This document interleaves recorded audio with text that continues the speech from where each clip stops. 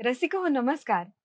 Changing lens and E studios प्रस्तुत गजर आईचा सोहळा आनंदाचा virtual Navratri celebration powered by Lokmat Sakhi Manch या कार्यक्रमात मी आसावरी तुम्हा सगळ्यांचं मनपूर्वक स्वागत करते. गेले काही दिवस आपण नागपूर आणि नागपुराच्या आजूबाजूच्या परिसरातल्या सुप्रसिद्ध देवीच्या मंदिरांना भेटी देतो आहोत आणि देवीचं व्हर्च्युअल दर्शन घेतो आहोत. खरं तर नवरात्र हा उत्सव म्हणजे अत्यंत आनंदाचा, उत्साहाचा, देवीच्या 9 रूपांची पूजा करण्याचा उत्सव आहे. पण हा झाला आध्यात्मिक भाग. खरं तर नवरात्र हा उत्सव म्हणजे आपल्या घरातल्या, समाजातल्या आणि देशातल्या समस्त स्त्री शक्तीचा गौरव करण्याचा उत्सव आहे असं मला वाटतं. पण दुर्दैवाने रोज स्त्रियांना अनेक समस्यांना सामोरं जावं लागतं आणि त्यातही स्त्रियांचं आरोग्य हा एक अत्यंत दुर्लक्षित असा विषय आहे.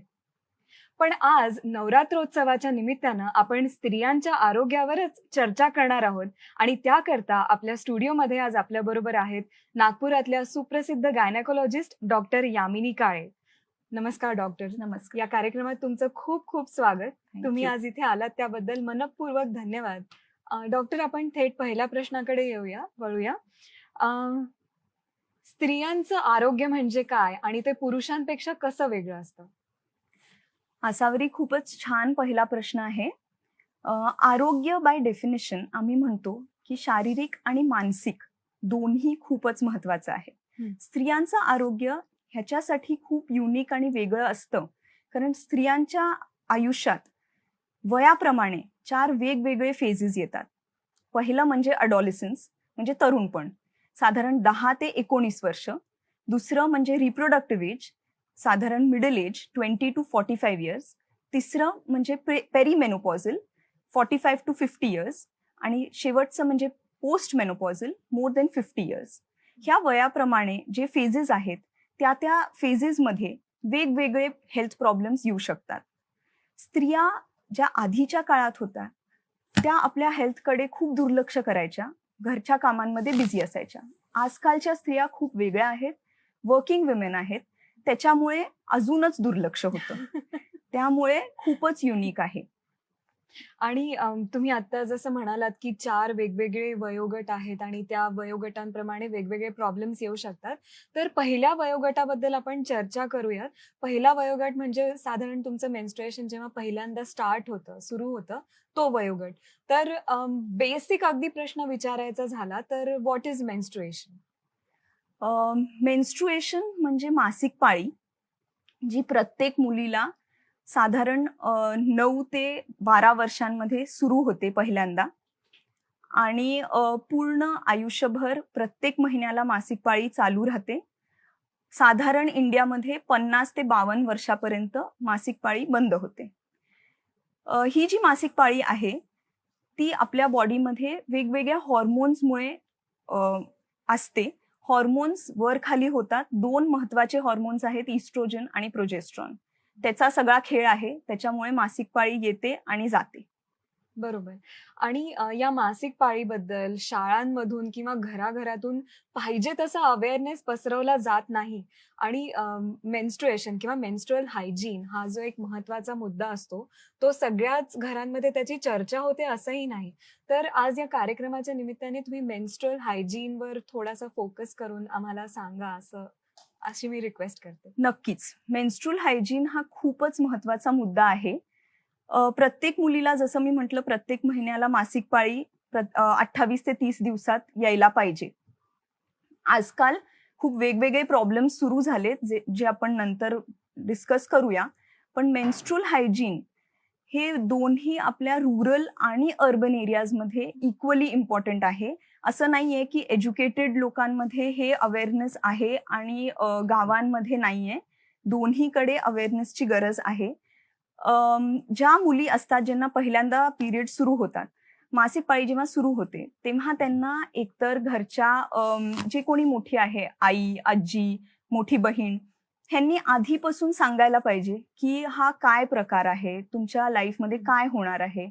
त्यांना ऑलरेडी माहिती पाहिजे मासिक पाळी सुरू व्हायच्या आधी की आपल्या शरीरात काय चेंजेस होणार आहेत. मासिक पाळी हा एकच चेंज नसतो. अडॉलसन्समध्ये बाकी खूप सगळे चेंजेस होतात. मासिक पाळी सुरू व्हायच्या आधी ब्रेस्ट डेव्हलपमेंट होते, बाकी सगळे प्युबर्टीचे चेंजेस येतात, हाईट वाढते आणि शेवटचा चेंज आहे की मासिक पाळी सुरू होते. त्यामुळे त्यांना जर हे अवेअरनेस आहे तर मग ते मेन्स्ट्रुअल हायजीन कडे सुद्धा जास्ती लक्ष देतील. मेन्स्ट्रुअल हायजीन मध्ये 2-3 खूपच इम्पॉर्टंट पॉइंट्स आहेत.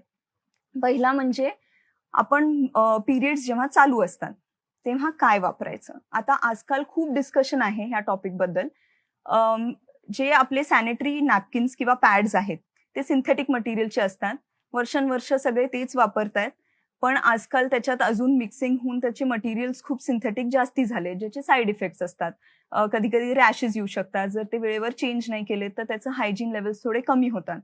आता पूर्वीच्या काळात तर सॅनिटरी नॅपकिन्स जेव्हा नव्हते तेव्हा तर साधं कॉटनचे कापड वापरायचे. मध्ये हे असं आलं होतं की अजिबात कॉटनचे कापड वापरायचे नाही आणि आपलं सगळ्या मुली सॅनिटरी नॅपकिन्सकडे गेले. आता ते पूर्ण गोल सर्कल परत झालेलं आहे की आपण नॅचरल गोष्टी वापरायला पाहिजे, इको फ्रेंडली गोष्टी वापरायला पाहिजे. ह्या गोष्टी कारणासाठी की हायजीन बेटर मेंटेन होते त्यांनी आणि इको फ्रेंडली आहे. तर कॉटनचं कापड वापरलं तरी काही हरकत नाही. असं नाहीये की सॅनिटरी नॅपकिनच वापरली पाहिजे. तुम्ही टॅम्पॉन, पॅड, साधं कॉटन क्लॉथ पण वापरू शकता. पण जे काही तुम्ही वापरताय ते प्रत्येक 4 ते 6 तासात चेंज केलं पाहिजे. असं नाहीये की पूर्ण पॅड भरलं त्याच्यानंतर दिवसभरानंतर तुम्ही चेंज केलं, हे चुकीचं आहे. हे मेंटेन झालं पाहिजे. आणि जे तुम्ही पॅड किंवा क्लॉथ जर असेल तर ते धुतलं पाहिजे. पॅड जर आहे तर ते डिस्पोजल बरोबर केलं पाहिजे. तुम्ही ते नुसतं डस्टबिन फ्लश केलेलं हे चांगलं नाहीये. नीट व्यवस्थित रॅप करून डस्टबिनमध्ये डिस्पोज केलं पाहिजे. ज्या मुली शाळेत जातात ते पण हे फॉलो केलं पाहिजे. आणि आता आजकाल नवीन मेन्स्ट्रुअल कप आलेला आहे, जे खूप डिस्कशनमध्ये आहे आजकाल. मेन्स्ट्रुअल कप ही पण खूप चांगली गोष्ट आहे. पॅड्सचे जे काय साईड इफेक्ट्स जे मी सांगितले आता ते होत नाहीत मेन्स्ट्रुअल कप वापरले तर. मेन्स्ट्रुअल कप रियुजेबल आहे, त्यामुळे डिस्पोजलचा क्वेश्चन त्याच्यात येत नाही. फक्त क्लीन ठेवणं, स्टेरिलाइज करणं आणि व्यवस्थित वापरणं. पण तुम्ही जर तुमच्या गायनेकॉलॉजिस्टला कन्सल्ट करून मेन्स्ट्रुअल कप वापरणं सुरू केलं तर खूप छान पिरियड्स मुलींचे जातात आजकाल, जे मेन्स्ट्रुअल कप वापरतात. ओके. मला तुम्हाला एक वेगळा प्रश्न असा विचारायचा होता, की आपण पिरियड सुरू होण्याचं जे एज आहे त्याबद्दल आपण बोलत होतो. तर आधीच्या काळात ते एज साधारण 14 ते 16 असं असायचं. आजकालच्या काळात ते एज कमी होतंय. म्हणजे 9, 10, 11 वर्षांच्या मुलींना पिरियड स्टार्ट होतात. तर हा बदल नेमका कशामुळे झाला? अगदी बरोबर प्रश्न आहे. आधी इव्हन 10 ते 12 वर्षापूर्वी मुलींना पिरियड्स साधारण 7वी, 8वी, 13-14 वर्ष ह्या एजला स्टार्ट व्हायचे. आजकाल 9 आणि 10 वर्ष पण आम्ही नॉर्मल म्हणतो. 9 पेक्षा आधी जर सुरू झाले तर ते अबनॉर्मल आहे. पण 9च्या पुढे जर पिरियड स्टार्ट झाले, 4थी आणि 5वी मधल्या मुलींना जेव्हा पिरियड सुरू होतात हे नॉर्मल आहे. हा चेंज ह्याच्यासाठी आलेला आहे की आपलं लाईफस्टाईल खूप चेंज झाली आहे. हे वेस्टर्न कंट्रीजमध्ये आधी खूप कॉमन होतं आधीपासूनच. ते आता आपल्याकडे इंडियामध्ये आलेलं आहे आणि हे सगळं लाईफस्टाईल चेंजेसमुळे आहे. हे लाईफस्टाईल म्हणजे नेमकं काय? डाएट आणि एक्सरसाइज, लॅक ऑफ एक्सरसाइज, हे दोन्ही गोष्टी आहेत. डाएट आणि एक्सरसाइज सगळ्याच बाबतीत फार महत्वाचे ठरतात, हे आजच्या इंटरव्ह्यू मधून आपल्याला सगळ्यांनाच कळतंय. मेन्स्ट्रुएशनशी निगडीत आणखी एका महत्वाच्या मुद्द्याकडे मला लक्ष वेधायचं आहे तुमचं, तो हा की ॲडॉलसंट एजमध्ये मेन्स्ट्रुएशनशी निगडीत काय प्रॉब्लेम्स किंवा डिसऑर्डर्स असतात आणि ते प्रिव्हेंटिव्ह असतात का? म्हणजे ते होऊ नये यासाठी काही करता येऊ शकतं का? ॲडॉलसंट एजमध्ये मेन्स्ट्रुअल डिसऑर्डर्स बरेच होतात. थोडेसे जे कॉमन आहेत ते मी सांगते. पहिलं म्हणजे पिरियड्स इरेग्युलर येणं, म्हणजे मासिक पाळी वेळच्या वेळी महिन्याच्या महिन्याला येत नाही. तर 28-30 दिवसात पाळी जी यायला पाहिजे ती 1.5-2 महिन्यांनी येते. हे खूप कॉमन आहे. तर हे जर वयाच्या सुरुवातीला झालं, जेव्हा पिरियड्स पहिल्यांदा येत आहेत 9, 10, 11 वर्षात, तर ते कॉमन असतं आणि ते नॉर्मल असतं. कारण बॉडीला ॲडजस्ट करायला हॉर्मोनल चेंजेस जे होत आहेत त्याला 1 ते 2 वर्ष लागतात त्या पूर्ण हॉर्मोनल ॲक्सेसला मॅच्युअर व्हायला. त्यामुळे ते नॉर्मल आहे. पण डेफिनेटली तुम्ही जर गायनेकॉलॉजिस्टकडे कन्सल्ट केलं तर मुलीच्या आईला खूप सॅटिस्फॅक्शन मिळतं की हे नॉर्मल आहे आणि काही औषधांची गरज नाहीये. पण हेच जर नंतर झालं वयाच्या 18, 20, 21 वर्षाला, तर त्याला थोडेसे टेस्ट करणं जरुरी आहे की ते का होतंय. आता हे का होतं? ते हॉर्मोनल चेंजेसमुळेच होतं. पण त्याच्यामध्ये अजून काही ॲडिशनल जर आहे तर त्याला ट्रीटमेंट घेणं जरुरी आहे. दुसरं एक कॉमन गोष्ट जी असते ह्या सुरुवातीच्या एजमध्ये जेव्हा पिरियड्स पहिल्यांदा सुरू होत आहेत, ते आहे की खूप हेवी ब्लिडिंग होणं. तर जर नॉर्मल पिरियडमध्ये 3 ते 4 पॅड्स वापरतो दिवसाला, तर ह्या मुलींना 8-10 पॅड्स लागतात. कधी-कधी खूप क्लॉट्स पास होतात. त्या शाळेतही जाऊ शकत नाही. तर ह्या गोष्टींसाठी डेफिनेटली ट्रीटमेंट घेणं जरुरी आहे आणि हे मेडिसिन्सनी क्युअर होऊ शकतं.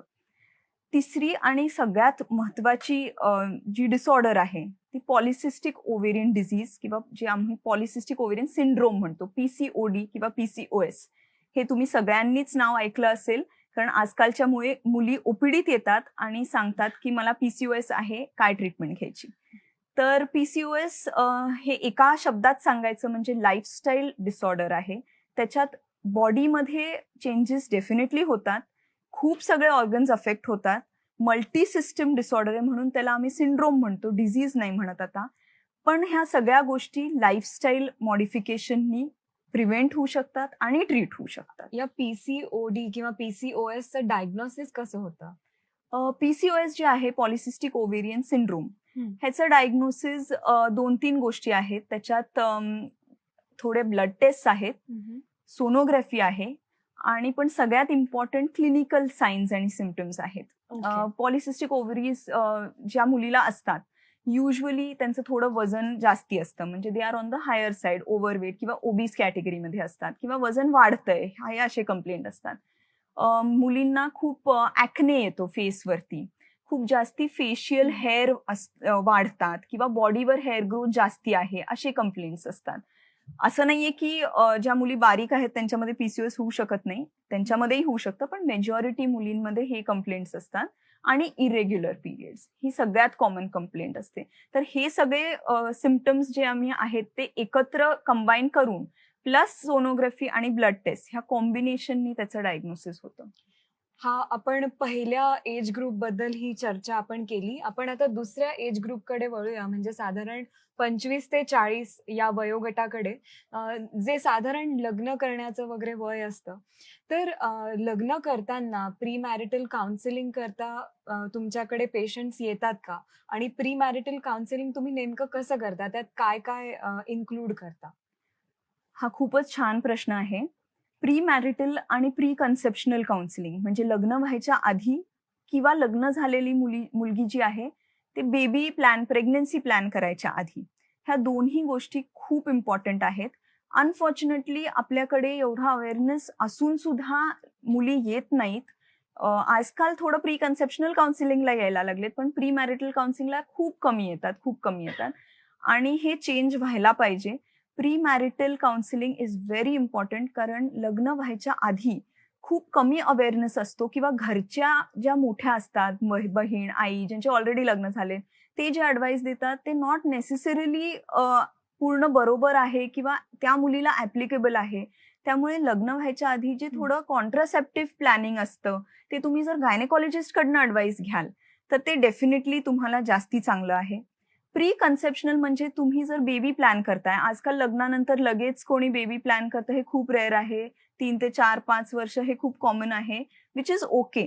पण तुम्हाला सगळे जे प्री कन्सेप्शनमध्ये आम्ही टेस्ट सांगतो किंवा जे काय ॲडवाईस देतो, हे खूप महत्त्वाचे असतात. शॉर्टमध्ये मी सांगते, थोडे ब्लड टेस्ट असतात, जसं हिमोग्लोबिन, थायरॉइड, शुगर हे सगळं प्रेग्नन्सी प्लॅन करायच्या आधी आपल्याला माहिती पाहिजे की हे नॉर्मल आहे.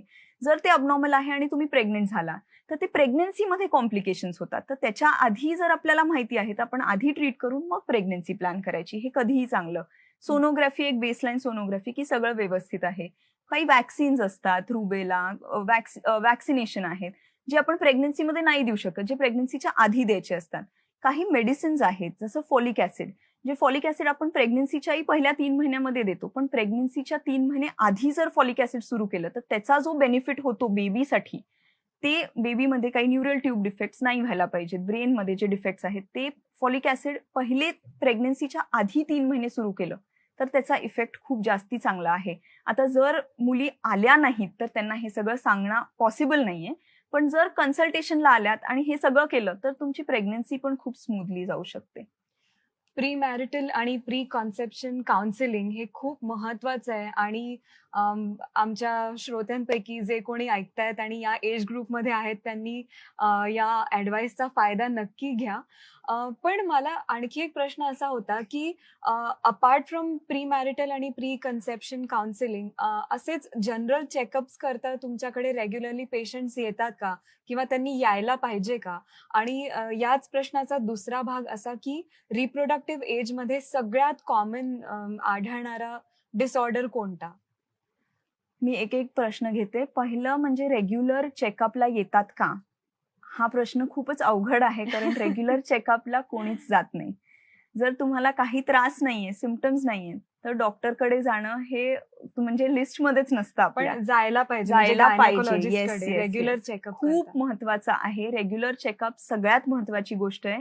स्पेशली 35-40चं एज जेव्हा जेव्हा आपलं होतं, तेव्हा रेग्युलर गायनॅक चेकअपमध्ये कधी-कधी डायग्नोसिस मिळतात जे माहितीच नसतात आपल्याला कारण त्याच्यामुळे काही त्रास होत नसतो. पण नंतर जाऊन ते खूप कॉम्प्लिकेट होऊ शकतं. मी डिटेल्स सांगते तुम्हाला. पण regular gynaec checkup is a must. At least वर्षातून एकदा तुम्हाला काही त्रास नसताना गायनेकॉलॉजिस्टकडे जाऊन रुटीन गायनॅक चेकअप करणं हे खूप महत्वाचं आहे. आणि तुम्ही सगळ्या तुमच्या फ्रेंड्स, फॅमिली सगळ्यांमध्ये हे सांगायला पाहिजे की हे खूप इम्पॉर्टंट आहे. आता दुसरा प्रश्न, रिप्रोडक्टिव्ह एज ग्रुपमध्ये काय काय होऊ शकतं? हा खूप मोठा आणि डिटेल्ड प्रश्न आहे. तर मी थोडंसं सांगते की ह्या एज ग्रुपमध्ये आपण आता कुठल्या पुढच्या एज ग्रुप, पुढच्या फेजमध्ये गेलोय. 20 पासून 45 पर्यंत. ह्या एज ग्रुपमध्ये प्रेग्नन्सी हा एक भाग झाला. दुसरा भाग आहे जेव्हा प्रेग्नन्सी झाली आहे किंवा प्रेग्नन्सी नसेलही झाली, पण गायनॅक जे प्रॉब्लेम्स असतात, गायनेकॉलॉजिकल जे प्रॉब्लेम्स असतात. आता कुठल्याही स्त्रीला 3-4च ऑर्गन आहेत ज्याच्यात रोग होऊ शकतात. एक म्हणजे युटरस गर्भाशय, दुसरा म्हणजे ओव्हरी अंडाशय आणि तिसरं म्हणजे जे युटरसचा खालचा भाग आहे सर्व्हिक्स म्हणजे गर्भाशयाचं तोंड. हे 2-3च ऑर्गन आहेत ज्याच्यात मॅक्सिमम जे प्रॉब्लेम्स होतात ते असतात फिमेल्सना. तर पहिलं एक कॉमन प्रॉब्लेम जो आहे ते खूप हेवी ब्लीडिंग, पिरियड्समध्ये खूप हेवी ब्लीडिंग. तर हेच बायका सांगतात की आम्हाला 8 ते 10 पॅड्स लागतायत, क्लॉट्स जातायत. आधी एकदम व्यवस्थित यायचे, आता हेवी जायला लागलेत. पिरियड्समध्ये खूप सडनली खूप जास्ती पेन होणं, म्हणजे उठताही येत नाही. आम्हाला जे रोजचे कामं आहेत तेही करता येत नाहीत. आधी व्हायचं नाही, आता होतंय. असे जर कुठलेही सिम्प्टम्स असतील किंवा पिरियड्स आत्तापर्यंत महिन्याच्या महिन्याला येत होते. आता एकदम 2 महिन्यांनी एकदा, 3 महिन्यांनी एकदा येतायत किंवा 2 पिरियड्स व्यवस्थित येतायत. महिन्याच्या महिन्याला येतायत आणि त्याच्यामध्ये ब्लीडिंग होतंय. म्हणजे 15 दिवसांनीच ब्लीडिंग झालं, परत 20 दिवसांनी झालं. असं इरेग्युलर स्पॉटिंग पिरियड्सच्या मध्ये. ह्या 4-5 जे सिम्प्टम्स आहेत त्याला डेफिनेटली तुम्ही चेकअप केला पाहिजे. काय-काय डायग्नोसिस असू शकतात जे कॉमन आहेत. एक म्हणजे फायब्रॉइड. फायब्रॉइड पण तुम्ही सगळ्यांनी ऐकलं असेल. फायब्रॉइड म्हणजे युटरसमध्ये ग्रोथ, जे कॅन्सर नाहीये, बिनाइन ग्रोथ आहे. कुठली गाठ जी गर्भाशयामध्ये असते. खूप कॉमन आहे. हॉर्मोनल चेंजेसमुळेच होते, पण ह्याला ट्रीट करणं जरुरी आहे. कधी-कधी छोटे फायब्रॉइड असतात ज्याच्यामुळे काहीच त्रास होत नाही. पण ते पण रुटीन चेकअपमध्ये डायग्नोस होतात. तर आपल्याला माहितीये की मग फॉलोअप ठेवायला पाहिजे. जर मोठा फायब्रॉइड आहे, तर त्याला मेडिकल ट्रीटमेंट पण आहे. आजकाल खूप अॅडव्हान्स ट्रीटमेंट्स आहेत. कुठल्याही ह्या एज ग्रुपमधल्या बाईला वाटतं, की मी जर गायनेकॉलॉजिस्टकडे गेली ह्या कंप्लेंट्सनी, तर माझं गर्भाशय काढायला लागेल. पण हे असं नाहीये. आता हिस्टेरेक्टमी ही आमची लास्ट रिसॉर्ट आहे. आम्ही गर्भाशय काढण्याचं ऑपरेशन एकदम लास्ट ट्रीटमेंट आहे, जेव्हा काहीच कुठली ट्रीटमेंट काम करत नाहीये. त्याच्या आधी खूप औषधं आहेत, खूप इंजेक्शन्स आहेत, खूप वेगवेगळ्या प्रकारचे ट्रीटमेंट आहेत, जे आपले प्रॉब्लेम सॉल्व्ह करू शकतात. दुसरं एक कॉमन आजार जो आहे तो ओव्हेरियन सिस्ट. सिस्ट म्हणजे कुठल्याही ऑर्गनमध्ये गोळा ज्याच्यामध्ये पाणी किंवा ब्लड भरलेलं असतं. ओव्हरीमध्ये सिस्ट ही खूप कॉमन गोष्ट आहे. यंग मुलींमध्ये पण होते. अ, वयाच्या 45-50च्या एजमध्येही होऊ शकते. वेगवेगळ्या टाईपचे सिस्ट असतात. कुठली सगळ्या सिस्ट कॅन्सर आहेत ही चुकीची समज आहे. खूप बिनाईन पण असतात ज्याच्यात कॅन्सर नाहीये. पण ही सिस्ट जर मोठी झाली तर त्याच्यात कॉम्प्लिकेशन्स होऊ शकतात. तर जर आपल्याला छोटी सिस्ट आहे, कधी-कधी त्याला ट्रीटमेंट लागत नाही. कधी-कधी औषधांनी निघून पण जाते. कधी-कधी त्याला सर्जरी लागू शकते. पण जे काय आहे ते टाईमली वेळच्या वेळी उपाय घेणं, ट्रीटमेंट घेणं हे सगळ्यात महत्वाचा मुद्दा आहे. रिप्रोडक्टिव्ह एजमध्ये आपण प्रेग्नन्सीबद्दल सुद्धा चर्चा केली आणि सध्या सगळीकडे कोविडने फार थैमान घातलंय. तर या कोविडच्या काळामध्ये प्रेग्नंट बायकांनी काळजी कशी घ्यावी? हा प्रश्न तर खूपच महत्वाचा आहे. कोविडच्या संकटात आम्ही पण संकटात आहोत.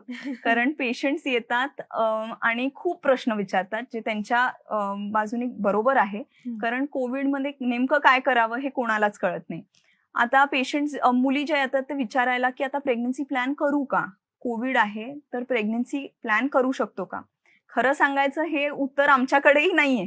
कारण कोविडचे काही स्टडीज नाहीयेत. हे गेल्या 6, 7, 8 महिन्यात जे काही केसेस आहेत त्याच्यावरनं आम्ही ॲडवाईस करतो.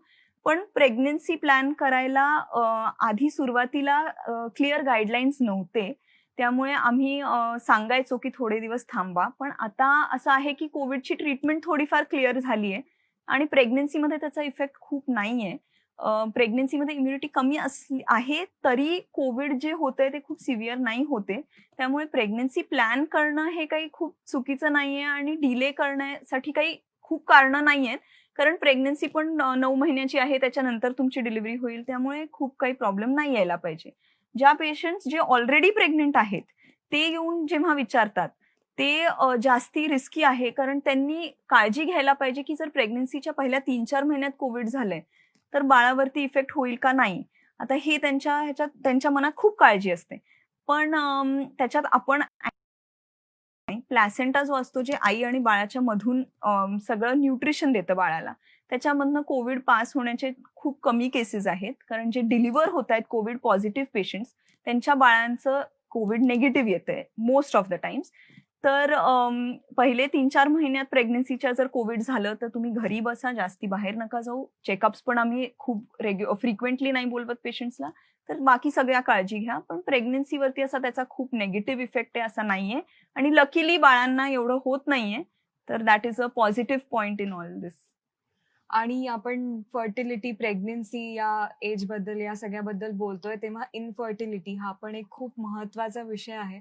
तर आधीच्या काळात इन्फर्टिलिटी केसेस कमी होत्या, आता वाढल्यात, असं काही झालंय का? किंवा नेमकं काय होतंय? इन्फर्टिलिटी म्हणजे व्यंध चिकित्सा. म्हणजे ज्या कपलला बाळ राहत नाहीये, 1 वर्ष ट्राय केल्यानंतर जर प्रेग्नन्सी राहत नाहीये, त्याला आम्ही इन्फर्टिलिटी म्हणतो. हं. इन्फर्टिलिटी खूप कॉमन झालेली आहे. इन्फर्टिलिटी कॉमन होण्यासाठी पण हेच कारणं आहेत. Lifestyle changes, age of the patient. आधी लग्नानंतर जसं मी म्हटलं 1-2 वर्षातच बाळ व्हायचं. आता तसं होत नाही. लग्नच उशिरा होतात, प्रेग्नन्सीज उशिरा होतात. 30-35 च्या नंतर प्रेग्नन्सीज होतात म्हणून इन्फर्टिलिटीचा रेट खूप वाढलेला आहे. दोन्ही हसबंड वाईफ वर्किंग असतात. त्यामुळे लाईफस्टाईल चेंजेस असतात. स्ट्रेस हा खूप मोठा फॅक्टर आहे इन्फर्टिलिटीमध्ये. स्ट्रेस मुळे इन्फर्टिलिटी होणं हे इतकं कॉमन झालेलं आहे. कुठलाही स्ट्रेस असेल, तो वर्कचा स्ट्रेस असेल, घरचा स्ट्रेस असेल, कुठलाही स्ट्रेस असेल.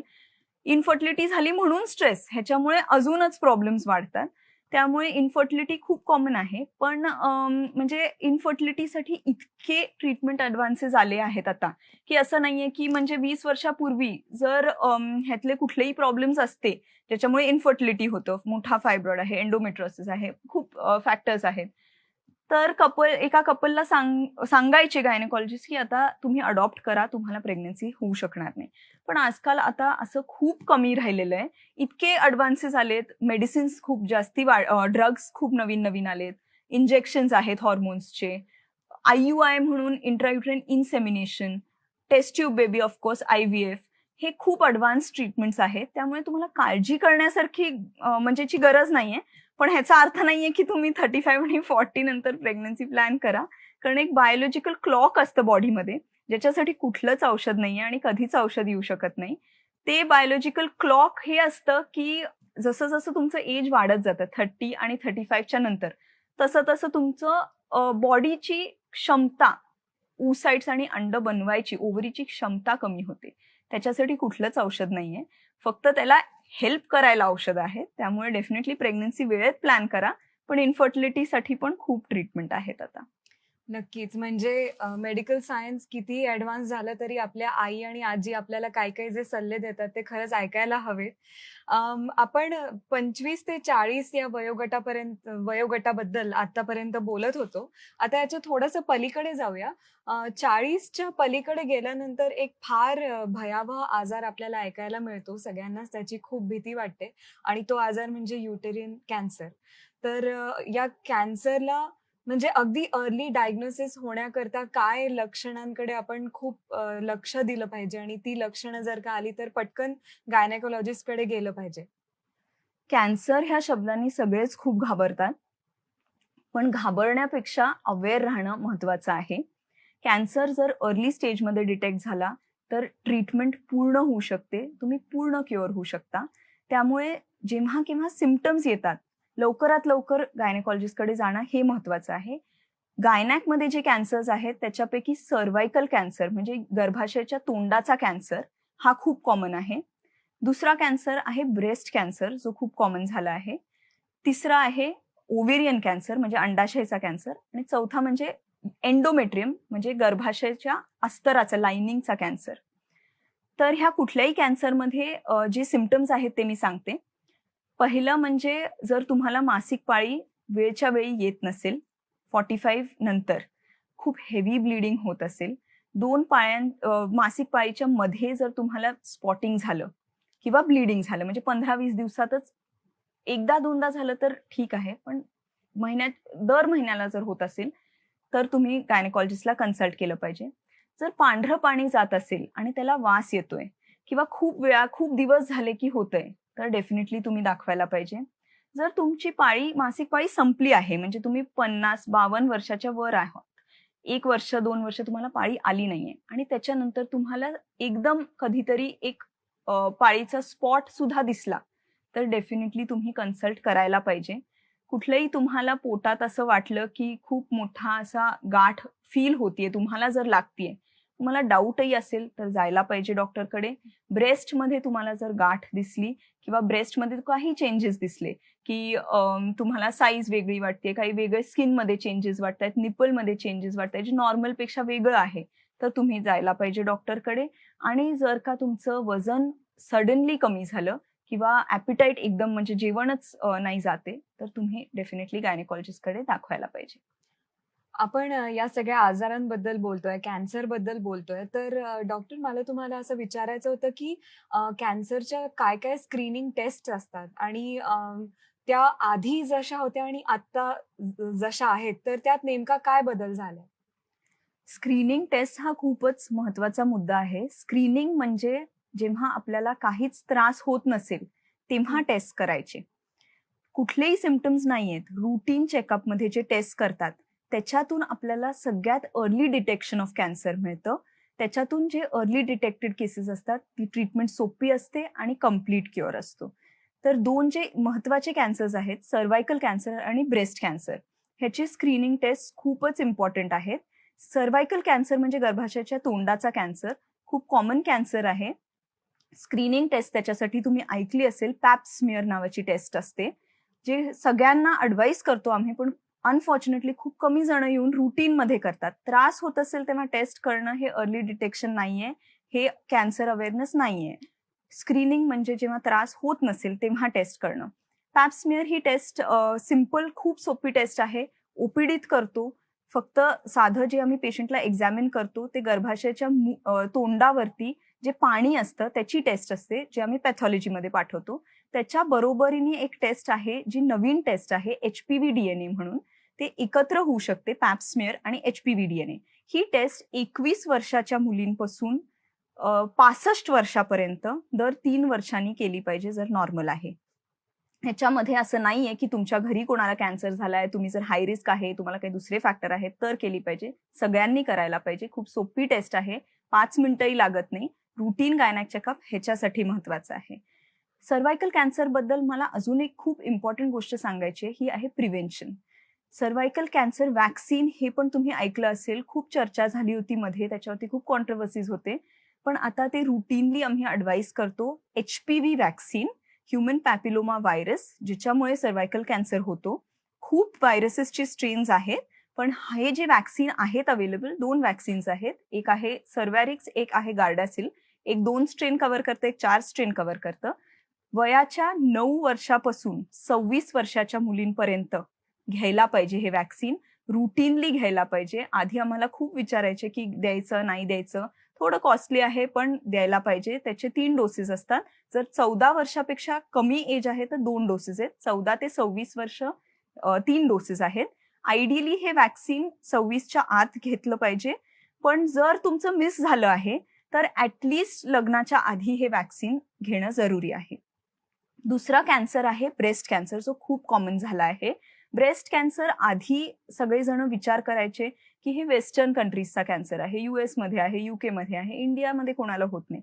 पण आता पूर्ण उलटं झालेलं आहे. सर्व्हायकल कॅन्सरपेक्षाही जास्ती कॉमन ब्रेस्ट कॅन्सर आहे.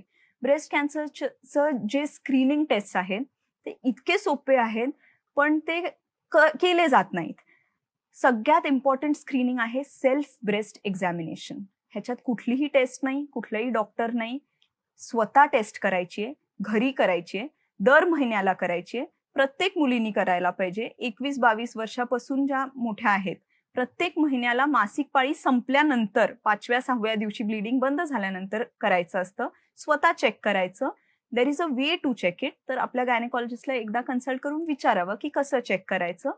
फक्त इन्स्पेक्शन म्हणजे फक्त बघून सुद्धा काही चेंजेस असतील की स्किनमध्ये चेंजेस आहेत, निपलमध्ये चेंजेस आहेत, ब्रेस्टमध्ये काही डिस्चार्ज आहे, ब्लिडिंग होतंय, ह्या गोष्टी पण खूप अर्ली साईन्स आहेत. दुसरं म्हणजे ब्रेस्टला जर तुम्ही हात लावून चेक कराल तर तुम्हाला जर गाठ लागली तर सगळ्या गाठी कॅन्सर आहेत असं नाहीये. घाबरून जायची गरज नाहीये. 80% ज्या गाठी आहेत त्या नॉन कॅन्सरस असतात, पण ते दाखवणं जरुरी आहे. जर कॅन्सरची पण गाठ आहे आणि तुम्ही लवकर दाखवली तर त्याची ट्रीटमेंट खूप सोपी आहे, खर्च कमी आहे, क्युअर चांगला आहे, सर्व्हायव्हल चांगलं आहे. तर घाबरण्यापेक्षा अवेअरनेस इम्पॉर्टंट आहे. ब्रेस्ट कॅन्सरमध्ये दुसरी स्क्रीनिंग टेस्ट आहे मॅमोग्राफी. मॅमोग्राफी एक साधा एक्सरे असतो, जसा छातीचा एक्सरे, चेस्ट एक्सरे, हात फ्रॅक्चर झाला हाताचा एक्सरे, तसा ब्रेस्टचा एक्सरे. कुठल्याही एक्सरेच्या डॉक्टरकडे करू शकतो. रुटीनली 40 इयर्सच्या वरच्या बायकांनी प्रत्येक वर्षी मॅमोग्राफी करायला पाहिजे. अजून एक टेस्ट आहे सोनोमॅमोग्राफी, जी सोनोग्राफी आहे, ब्रेस्टची सोनोग्राफी. जशी पोटाची सोनोग्राफी तशी ब्रेस्टची सोनोग्राफी. सोनोमॅमोग्राफी पण खूप सिंपल आणि चांगली टेस्ट आहे, जी पण स्क्रीनिंगमध्ये हेल्प करू शकते. तर या सगळ्या भयावह आजारांची नावं ऐकून आपण जितके घाबरतो, तर घाबरण्यापेक्षा जर का आपण जागरूकता ठेवली आणि पुन्हा एकदा तोच मुद्दा, की रुटीन गायनेकोलॉजिस्ट व्हिजिट्स जर का आपण आपल्या सुरू ठेवल्या, तर या सगळ्या आजारांचं खूप अर्ली डिटेक्शन होऊ शकतं आणि कमीत कमी खर्चात, कमीत कमी त्रासात हे आजार पूर्णपणे नाहीसे होऊ शकतात. यानंतरचा आणखी एक महत्त्वाचा मुद्दा म्हणजे मेनोपॉज. तर मेनोपॉजबद्दल बरेच समज, गैरसमज आपल्या सगळ्यांमध्ये पसरलेले दिसतात. तर मेनोपॉज म्हणजे नेमकं काय आणि या फेजमध्ये बायकांनी काय काळजी घ्यायला हवी? मेनोपॉज म्हणजे ज्या बायका 50 वर्षाच्या वर आहेत. मेनोपॉज म्हणजे जेव्हा आपले पिरियड्स पूर्णपणे बंद होतात. मेनोपॉज म्हणजे कमीत कमी 1 वर्ष तुम्हाला पिरियड्स नाही यायला पाहिजे. त्याच्या पुढच्या फेजला मेनोपॉज म्हणतो. हा फेज ह्याच्यामुळे होतो की हॉर्मोन्स जे आपल्या बॉडीमध्ये इतके वर्ष ऍक्टिव्ह आहेत, ते पूर्णपणे बंद होतात आणि त्या एजला मेनोपॉज म्हणतो. मेनोपॉजमध्ये खूप वेगवेगळ्या प्रकारचे त्रास होऊ शकतात. खूप छोट्या-छोट्या गोष्टी आहेत, पण त्या बायकांना खूप त्रास देतात. सोप्या गोष्टी आहेत, सिंपल गोष्टी जशा हॉट फ्लशेस म्हणजे खूप गरम होतं. गरमी नसतानाही खूप गरम होतं. एवढं गरम होतं की बायका पूर्ण लाल-लाल होऊन जातात. हॉट फ्लशेस ही खूप कॉमन कंप्लेंट असते. साधे मूड चेंजेस, इरिटेबिलिटी हे सगळं वाढतं मेनोपॉजमध्ये. त्या मेनोपॉझल एज ग्रुपमध्ये हे हॉर्मोन्स बंद होतात. जे इस्ट्रोजन हा खूप महत्वाचा हॉर्मोन बंद होतो बॉडीमध्ये, त्याच्यामुळे होतात. पण ह्या सगळ्या गोष्टींसाठी ट्रीटमेंट आहे. मेनोपॉजमध्ये सुद्धा खूप घरचे लोक सांगतात की सगळ्यांनाच झालं, आम्हालाही झालं, त्रास सहन करा, 2-3 वर्षात संपून जाईल. पण असं नाहीये. आधी ट्रीटमेंट नसायचे. आता खूप सोप्या ट्रीटमेंट्स आहेत. खूप औषधं आहेत ज्याचे साइड इफेक्ट्स नाही आहेत आता, जे प्रूव्हन आहेत. जे आपण देऊ शकतो सिंपल एक, जशी कॅल्शियमची गोळी रोज घ्यायला पाहिजे मेनोपॉज नंतर की हाडं ठिसूळ नाही व्हायचे, तशा एखाद दोन अजून गोळ्या आहेत जे घेऊन पूर्ण तुमचे सिम्पटम्स कमी होऊ शकतात. त्यामुळे मेनोपॉज तुमचा हा पिरियड पण छान जायला पाहिजे आणि तुम्ही कन्सल्ट केलं तर तुम्हाला ती ट्रीटमेंट मिळू शकते. दुसरं म्हणजे मेनोपॉजमध्ये पण कॅन्सरची खूप भीती असते की आता वय 50 झालं, आता मला काही होईल का, माझ्या आत्याला होतं, माझ्या आईच्या घरात होतं. फॅमिली हिस्ट्री हे खूप महत्वाचं रिस्क फॅक्टर आहे आणि तुम्ही डेफिनेटली काळजी घ्यायला पाहिजे. पण आजकालचे जे ट्रीटमेंट मोडॅलिटीज आहेत कॅन्सरसाठी सुद्धा, डायग्नोसिससाठी सुद्धा, ते इतके ॲडव्हान्स झालेत की आधी हे कुठलेच ट्रीटमेंट मिळायचे नाहीत पेशंट्सला, म्हणून ते कॉम्प्लिकेशन्स व्हायचे, म्हणून सर्व्हायव्हल कमी असायचं. आता तसं नाहीये. 2 ट्रीटमेंट मोडॅलिटीज बद्दल मला बोलायचंय. एक आहे हिस्ट्रोस्कोपी आणि एक आहे लॅप्रोस्कोपी. लॅप्रोस्कोपी तुम्ही सगळ्यांनीच ऐकलं असेल, दुर्बीणद्वारे जी शस्त्रक्रिया आम्ही करतो. तर आजकाल असं झालंय गायनेकॉलॉजीमध्ये की सिझेरियन सेक्शन किंवा नॉर्मल डिलिव्हरी सोडून सगळ्या ऑपरेशन्स लॅप्रोस्कोपीने होऊ शकतात. तर जे कुठलेही ऑपरेशन कॅन्सरचे आहेत, डायग्नोसिसचे आहेत, ते ह्या दुर्बिणीने होऊ शकतात. दुर्बिणीचा हा ॲडव्हान्टेज आहे की दुर्बिणीने आपल्याला सगळं बॉडीच्या आतले ऑर्गन खूप मॅग्निफाईड म्हणजे 20-30 पटी मोठी स्क्रीनवरती दिसतात. साधं एक्झाम्पल आहे, जसं आधी ब्लॅक अँड व्हाईट टीव्ही होता, केबल टीव्ही आला, मग कलर्ड टीव्ही आला, आता HD आला, आता नेटफ्लिक्स आलं. म्हणजे एवढे ॲडव्हान्सेस आहेत. तसंच शस्त्रक्रियामध्ये ॲडव्हान्सेस आहेत. आधी ओपन सर्जरी होती, आताही आहे. पण ही टेक्नॉलॉजी जी ॲडव्हान्स्ड आहे, ह्याच्यामध्ये तेच ॲडव्हान्टेजेस मिळतात जो एक्झाम्पल मी दिला. आज तुम्हाला लॅप्रोस्कोपीमध्ये त्रास कमी त्रास कमी होतो आणि होतो, yes. शस्त्रक्रिया पण आधीपेक्षा छान सुरळीत पटकन डेफिनेटली होते. त्रास कमी होतो, रिकव्हरी चांगली असते. तुम्हाला हम्म. हॉस्पिटलमध्ये 1 किंवा 2 दिवस राहायला लागतं. तुम्हाला जो पूर्ण कट असतो ते तुम्हाला ऑपरेशन झालंय हे कळणार सुद्धा नाही. 1 सेंटीमीटर पेक्षा छोटे टाके असतात. हम्म. तुम्ही लगेच 3-5व्या दिवशी कामाला लागू शकता. तुमचं ब्लिडिंग जे ऑपरेशनमध्ये ब्लड लॉस होतो तो कमी होतो. त्यामुळे हम्म. तुमची रिकव्हरी चांगली असते. हे सगळे जे गोष्टी आहेत त्या ओपन सर्जरीमध्ये होत नाहीत. तर जर आजकाल हे लॅप्रोस्कोपीने होतं तर का नाही करायचं?